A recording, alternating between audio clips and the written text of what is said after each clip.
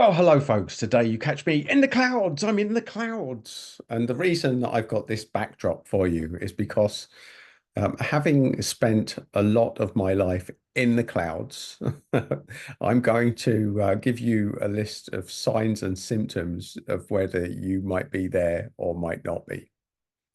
So one thing about healers, empaths, light workers, you can sometimes feel very disconnected from the planet. I certainly have been. It's a very dense energy and has been certainly during my lifetime.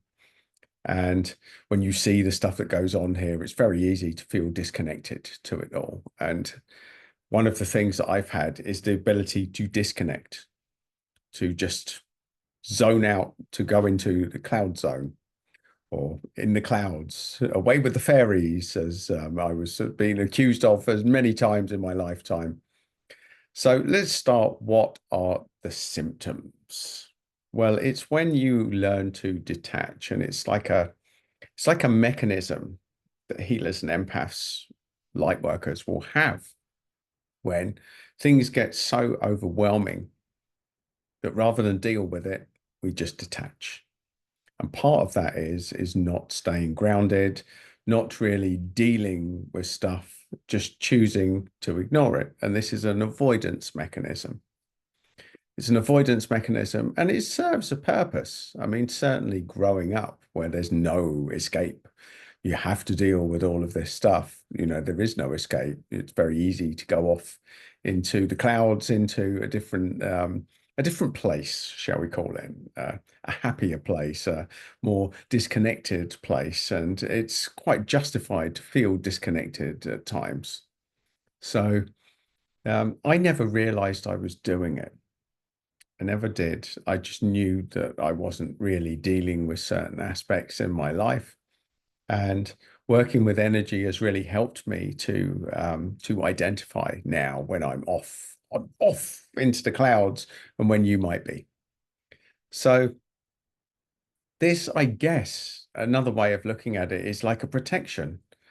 You know, before energy was taught to me, this was my way of protecting myself to the best of my capabilities. And when I say protecting myself, what that means as an empath is when things go wrong in life, especially when you're a kid and you feel it at a very deep level and it's very personal, it's very hurtful, and more so, you don't feel there's anyone you can talk to about it. And that seems to be the thing. It's easy to disconnect, to dissociate, to go off into a different realm, to go off on a tangent, folks. And with, I think that that skill set that I picked up, it helped me when I didn't have the toolkit to deal with. But the issue is that having spent a lot of years doing that, now calling myself out on it, finding myself doing it, finding that there's a better way, getting back to my body, bringing myself back down to earth and actually addressing the stuff that needs to be addressed. Well, I find that that's optional now because I'm so good at the disconnection part. So it's a more recent skill set that I had to evolve was to identify when I was disconnecting, dissociating, and to bring myself down and to actually work out why I disconnected and whether there was anything I could do about it. So this was a really important part. Now I have the tools to navigate myself through this. So there's not as much reason to be in the cloud. Now it's a nice place. There's plenty of reason to want to be in the clouds because you don't have to deal with stuff. But as life goes on, you realize that you've got a shorter time to actually do the stuff that you came here to do. And so I'm going to give you an exercise today to identify that you are in the clouds and to bring yourself back and to go straight to the cause of the problem and to see if you can address it. So the things that might cause you is pain. It's pain of a situation that you know what you should do, but you're not doing it. Now, there's no judgment here, folks, none at all. We've all been there. Every healer, empath, and light worker on the planet has been in that place. So I'm not here to judge you. I mean, if this was a judgment call, I'd be kicking myself up my ass for spending so many years of doing this when it wasn't necessary. Um, so I'm pretty much giving an exercise now that I wish I'd known 30 years ago. I really do. Because 30 years ago is young enough to sort of get it, but old enough to have the options available to be able to do something about it. Prior to that, maybe a little bit more restrictive, but I'm just throwing something out there. I wish I'd known this tool. So what I'm going to do for you now, if you do feel yourself, and the symptoms are there's stuff wrong and you're finding ways to avoid it. Probably one of the big things that you're doing is scrolling through social media, watching lots of videos, finding 100 different ways to distract your energy and attention to not deal with the stuff that's going on at the moment. Again, there's no judgment around that, folks. These are just the symptoms. Social media now is the biggest addiction that we have. It's worse than any other thing out there. And we're all addicted to it in a certain way, shape, or form, including myself. I find it incredible that I spent the first 30 years of my life without social media or needing it, or even a mobile phone, folks. When I tell my niece and nephew that I spent the first 30 years of my life without a mobile phone or any access, there was no social media, they just look at me as it's incomprehensible. I may as well have told them that I was a Neanderthal working as a caveman. That's how it feels like. And not only that, but technology is evolving so quickly now that it's easy to forget how quick we've become dependent on this. But social media is like a super drug now. People are looking for it for likes, for validation, for quick fixes, for things to distract them. Now, if you're spending a lot of time distracted, then that is a symptom that you're in the clouds. You're avoiding stuff. And it's probably relationship stuff. It could well be a well-being thing. So let's talk about well-being today. What I found in my time being as a nurse, moving into the more holistic territories, is that hospitals tend to focus on physical health. Now, focusing simply on physical health without looking at the bigger picture is a bit like checking a car, checking one wheel, and not bothering with the other three. So physical health is one aspect of health. We also have mental health. We have spiritual health, and we have physical health. So we've got physical, spiritual, mental, and I've forgotten. It was there. It was on the tip of my tongue. So we got the spiritual, psychological, mental, and other health folks that we will go back to. It just escapes me. I'm having one of those foggy brain moments at the moment, but it will come back to me. So there's four pillars. Let me see if I can do it this time. Let me see if I can reel them off. So we've got our physical health, we've got emotional health, we've got mental health, and we've got spiritual health. There you go. I finally got there. Put myself under a bit of pressure and having a foggy in the clouds moment myself, folks. So there you go. It could happen to the best of us. Four aspects. There's four aspects to our health. And the problem is that hospitals only really focus on the physical. They don't really spend a lot of time with the mental, the emotional, and the spiritual. That's really down to you. And the more I've studied this, the more I realize that these are the bankrupt areas of our care system. Don't even get me started. I'll end up doing a conspiracy video for you folks. I don't want to go down that route. We're about empowering people, not about highlighting glaring problems that we have down in this world that can force people to want to spend more time in the clouds. So the point being, folks, that you are the CEO of your own health and well-being. Never trust a doctor to give you all of your advice. There is the first one.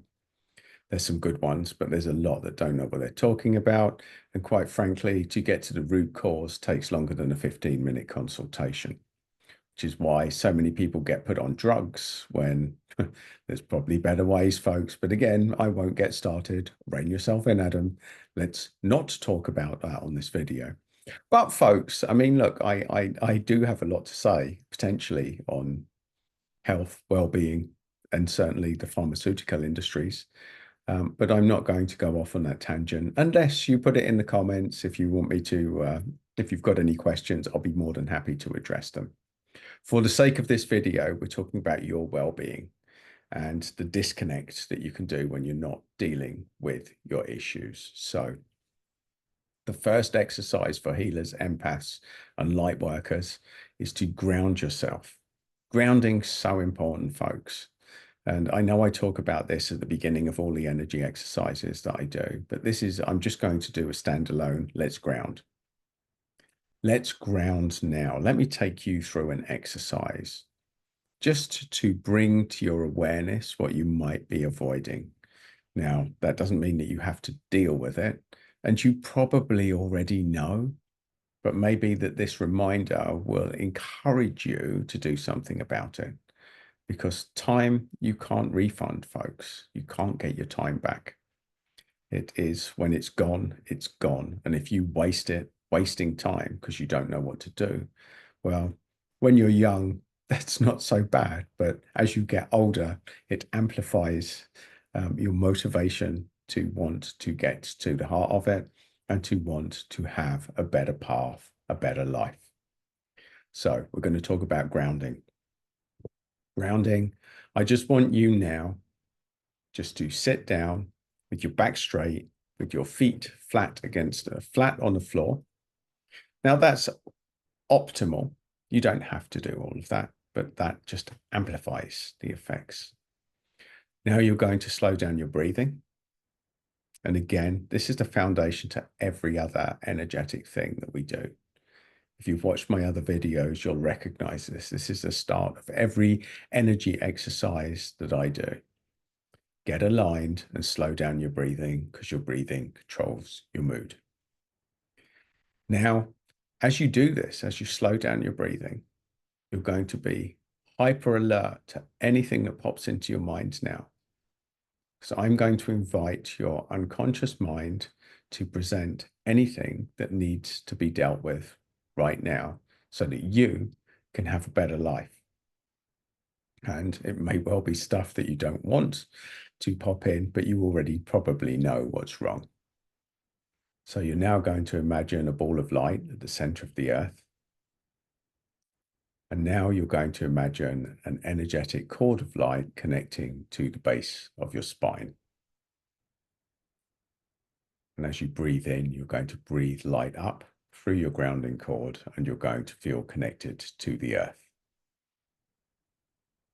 And now what you're going to do is be aware of any thoughts that pop in your head, especially the first one.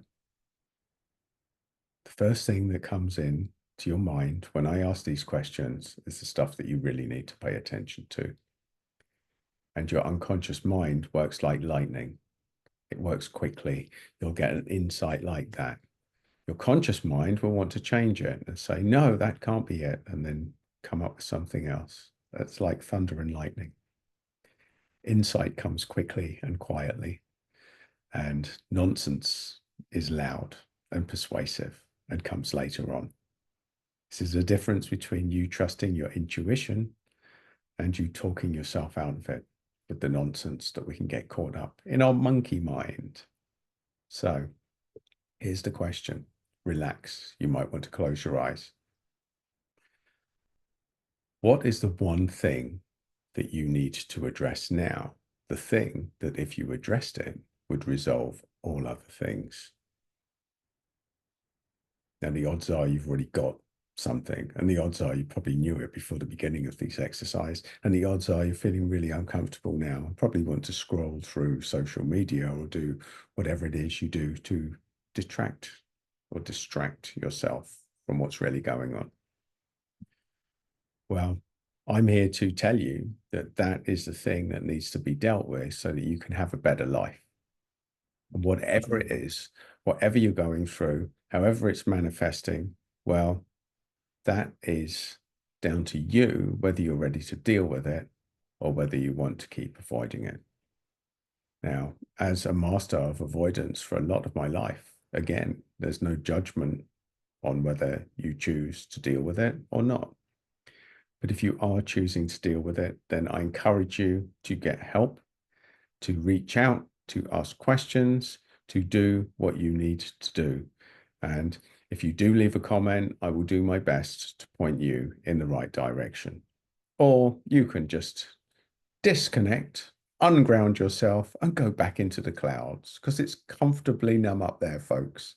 So there you go. There's my little grounding exercise and my slight ramble in the middle of this video. So if you're still watching and you finding this for the first time and you're not subscribed to the channel, please do. Please like the video. Please share the content. And please feel free to engage with your questions. I do my best to answer all of them. And if there's any really good ones, I will record content in alignment with what you're looking for. So I'm here to facilitate you, my fellow healers, empaths, and light workers, to a better place. And I'm hoping to speed up your journey by you learning from my mistakes along the line, of which there were many, I can tell you that. So we're not here to judge anyone.